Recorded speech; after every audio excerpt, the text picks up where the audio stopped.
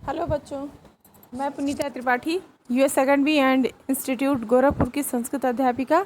आज मैं आप लोगों को क्लास 7 की संस्कृत पढ़ाऊंगी, जिसमें हम लोग पढ़ेंगे षष्ठा पाठ मम दिनचर्या। मम दिनचर्या अर्थात मेरी दिनचर्या।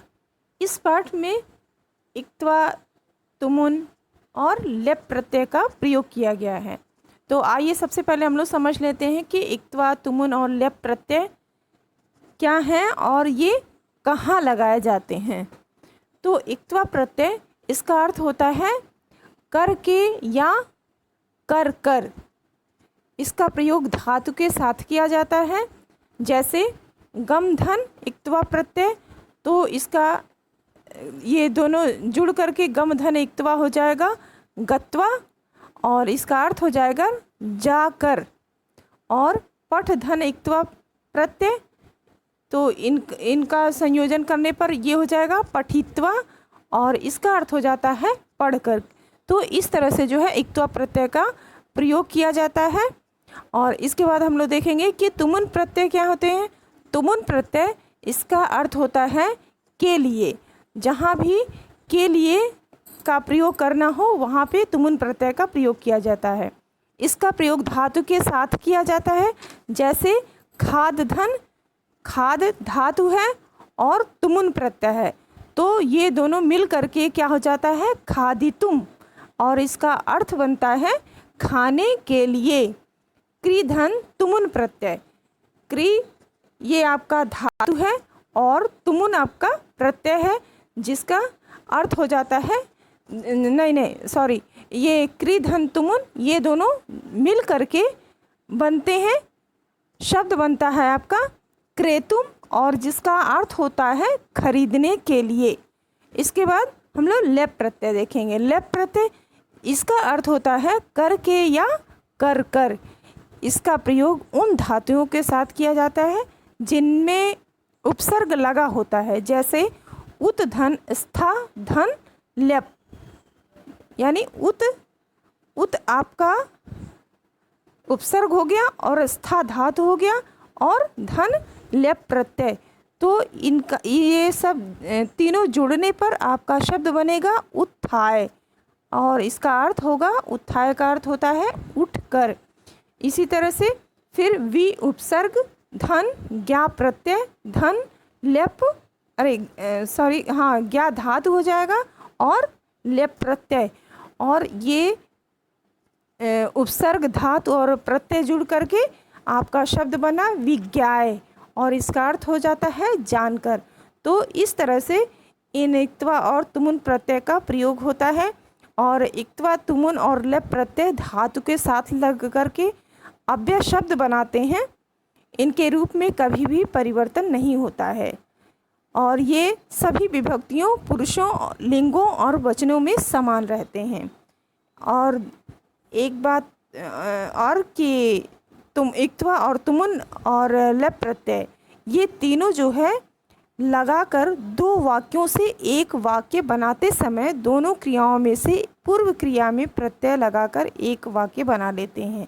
इसके अतिरिक्त दो कर्ता पदों में से एक कर्ता पद का लोप हो जाता है, जैसे लक्ष्यः दूरदर्शनम पश्यति, लक्ष्यः सभाजन कक्षम आगच्छति।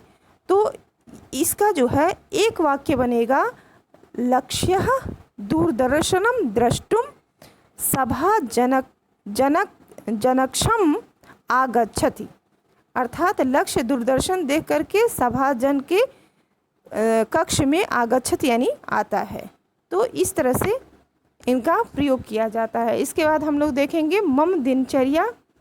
इस पाठ में हमारी दिनचर्या क्या है। मम नाम नमनः अस्ति, अर्थात मम यानी मेरा, नाम यानी नाम, नमनः यानी नमन, अस्ति यानी है, मेरा नाम नमन है। अहम प्रातः घटिकायाः शब्दम श्रुत्वा उत्तिष्ठामि। अहम अर्थात मैं, प्रातः यानी सुबह, घटिकायाः अर्थात घड़ी, घड़ी शब्दम यानी घड़ी के शब्द को, श्रुत्वा यानी सुन करके, उत्तिष्ठामि यानी उठता हूँ। मैं सुबह घड़ी की आवाज़ या शब्द को सुन करके उठता हूँ। अहम प्रातः उत्थाय उद्यानं भ्रमितुं गच्छामि। अहम अर्थात मैं, प्रातः यानी सुबह, उत्थाय यानी उठकर, उद्यानम यानी बागीचे में, भ्रमितुम अर्थात घूमने के लिए, गच्छामि यानी जाता हूँ। मैं सुबह उठकर बागीचे में घूमने के लिए जाता हूँ। तत्र व्यायामं कृत्वा गृहम् आगच्छामि।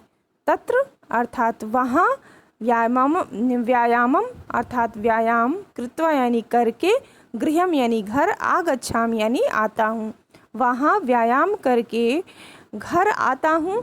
गृहम् आगत्य दन्तधावनं कृत्वा स्वच्छजलेन स्नात्वा स्वच्छानि वस्त्राणि च धारयामि। अर्थात गृहम यानी घर, आगत्य यानी आकर, दन्तधावनं कृत्वा अर्थात दन्तधावनं यानी दातुन, हाँ दातुन, और कृत्वा यानी करके, दातुन करके, स्वच्छ जलेन यानी स्वच्छ जल से, स्नात्वा अर्थात स्नान करके, स्वच्छानि वस्त्राणि च अर्थात और, स्वच्छानि यानी स्वच्छ साफ, वस्त्राणि यानी कपड़े को, धारयाम यानी पहनता हूँ। गृहम् आगत्य दन्तधावनं कृत्वा स्वच्छ जलेन स्नात्वा स्वच्छानि वस्त्राणि च धारयामि। गृहम् आगत्य घर आकर, दंत धावनम दातुन करके, स्वच्छ जल से स्नान करके, स्वच्छ यानी साफ सुथरे कपड़े को पहनता हूँ। ततः यानी इसके बाद, पूजा गृहं गत्वा ईश्वरं स्मृत्वा च श्लोकान् पठामि। ततः इसके बाद पूजा गृहम यानी पूजा घर में, गत्वा यानी जाकर, ईश्वरम यानी ईश्वर की, स्मृत्वा अर्थात स्मरण, च अर्थात और, श्लोकान यानी श्लोकों को, पठाम यानी पढ़ता हूँ। इसके बाद पूजा घर में जाकर ईश्वर को याद करके श्लोक पढ़ता हूँ। गृहात् बहिः स्थितेभ्यः वृक्षेभ्यः जलं प्रदाय तान् रक्षामि। गृहात् यानी घर से बाहर, स्थितेभ्यः यानी स्थित यानी खड़े, वृक्षेभ्यः यानी पेड़ों को, जलम प्रदाय पेड़ों को, जल प्रदाय यानी जल प्रदाय अर्थात देकर, तान मतलब उनकी, रक्षाम यानी रक्षा करता हूँ। घर से बाहर, स्थितेभ्यः अर्थात खड़े पेड़ों को जल देकर उनकी रक्षा करता हूँ। माता पितरौ प्रणम्य फलं खादित्वा पठितुं विद्यालयम् आगच्छामि। माता पितरौ अर्थात माता पिता, प्रणम्य यानी माता पिता दोनों को, प्रणम्य यानी प्रणाम कर, फलम खादित्वा फल खाकर, पठितुं यानी पढ़ने के लिए, विद्यालयम यानी विद्यालय, आगच्छामि यानी आता हूँ। माता पितरौ प्रणम्य माता पिता को प्रणाम करके, फलम खादित्वा फल खाकर, पठितुम यानी पढ़ने के लिए, विद्यालयम यानी विद्यालय, आगच्छामि यानी आता हूँ। विद्यालये अध्यापकान् नत्वा सम्यक प्रकारेण पठामि। विद्यालय अर्थात विद्यालय में, अध्यापकान यानी अध्यापकों को, नत्वा यानी नमस्कार करके, प्रणाम करके, सम्यक यानी ठीक प्रकार से, प्रकारेण यानी प्रकार से, सम्यक अर्थात ठीक प्रकार से, पठाम यानी पढ़ता हूँ। विद्यालय में अध्यापकों को नमस्कार करके, नत्वा यानी नमस्कार करके, प्रणाम करके, सम्यक प्रकारेण ठीक प्रकार से, पठाम यानी पढ़ता हूँ। मध्याह्न काले विद्यालयात् गृहं गच्छामि। मध्याह्न काले अर्थात दोपहर के समय में, विद्यालयात यानी विद्यालय से, गृहम यानी घर, गच्छामि यानी जाता हूँ। मध्याह्न काले दोपहर में विद्यालय से घर जाता हूँ। भोजनम कृत्वा भोजन करके, स्वल्प कालाय विश्रामं करोमि। अर्थात भोजनम कृत्वा भोजन करके स्वल्प कालाय थोड़ी के लिए, स्वल्प अर्थात थोड़ी कालाय यानी समय के लिए, विश्रामम यानी विश्राम, करोम यानी करता हूँ, सायंकाले मित्रैः सह शाम के समय, मित्रैः अर्थात मित्रों के, सह यानी साथ, उद्यान में यानी बागीचे में, गच्छामि अर्थात जाता हूँ, शाम के समय मित्रों के साथ बागीचे में जाता हूँ, तत्र क्रीडित्वा प्रसन्नः भूत्वा च आगच्छामि, तत्र अर्थात वहाँ, क्रीडित्वा यानी खेलकर, प्रसन्नः यानी खुश, और भूत्वा अर्थात होकर, यानी वहाँ खेलकर और खुश होकर, आगच्छामि यानी आता हूँ। तो इस तरह से आपका ये इस पाठ का ये वाला पेज हम लोग पढ़ लिए। इसके बाद हम लोग अगले पेज में जाएंगे। निज कक्षे उपविश्य गृह कार्यम करोमि, अर्थात निज कक्षे अर्थात अपने कक्ष में, उपविश्य यानी उपस्थित होकर, गृह कार्यम यानी घर के काम को, करोमि यानी करता हूँ। इसके बाद निज कक्ष यानी अपने घर में, उपविश्य यानी बैठकर, अपने घर में बैठकर, गृह कार्यम यानी घर के काम को, करोम यानी करता हूँ, पाठान यानी पाठों को, संपठ्य यानी पढ़ करके, रात्रौ रात में, दूरदर्शनम पश्यामि रात में दूरदर्शन यानी टीवी देखता हूँ, पाठ को पढ़कर रात में टीवी देखता हूँ, दूरदर्शनम दृष्ट्वा प्रसीदामि, दूरदर्शनम यानी दूरदर्शन देख करके, प्रसीदामि अर्थात खुश होता हूँ, दूरदर्शनम वीक्ष्य, दूरदर्शनम अर्थात दूरदर्शन, वीक्ष यानी देखकर, रात्रौ भोजनम खादित्वा, दूरदर्शन देखकर, रात्रो भोजनम खादित्वा अर्थात रात का भोजन खाकर, जलम पीत्वा जल पीकर, 10 वादने 10 बजे, मातुः पितुः च चरणौ स्पृष्ट्वा, मातुः पितुः अर्थात माता और पिता, चरणों यानी के चरणों को, पैरों को, स्पृष्ट्वा यानी छूकर, स्वपीमि अर्थात स्वपीमि यानी मैं, स्वपीमि का अर्थ होता है सो जाता हूँ। एक बार पुनः देखिए।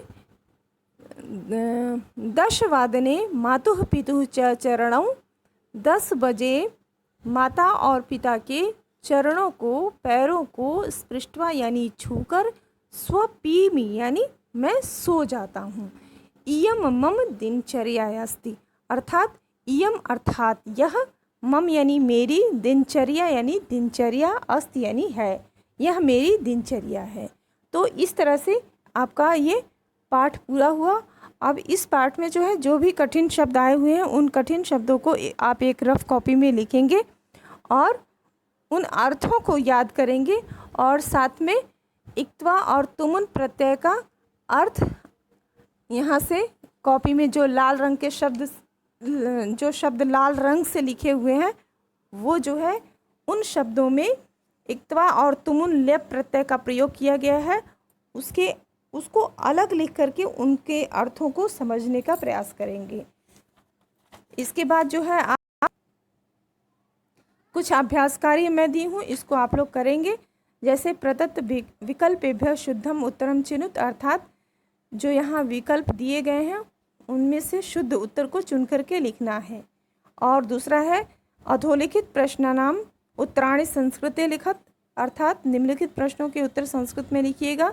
उद्याने नमनः किम किम करोति, उद्याने किम कृत्वा विद्यालयं गच्छति, इनका पूर्ण वाक्य में आंसर लिखिएगा। और रिक्त स्थान की पूर्ति है। और अधोलिखितानाम संस्कृत पदानाम तेषाम उचितैः अर्थैः सह मेलनम, यहाँ पर जो है शब्दों का उनके अर्थों से मिलान करना है, ये आप कर सकते हैं। और रिक्त स्थानों की पूर्ति करनी है। यहाँ जो आपका ब्रैकेट में दिया हुआ गम धन इक्तवा प्रत्यय लग करके क्या होता है, जो मैं आपको प्रारंभ में ही बताई हूँ, विधन हस धन लेप विहस्य हो जाएगा। उत स्था लेप, उत आपका उपसर्ग है, स्था है और लेप, या इन तीनों को जोड़ने पर क्या हो जाएगा, और आ धन नी धन लेप और नी धन तुमुन, इनको जोड़िएगा। जहाँ भी आपको कठिनाई होगी उसको आप पूछिएगा। धन्यवाद।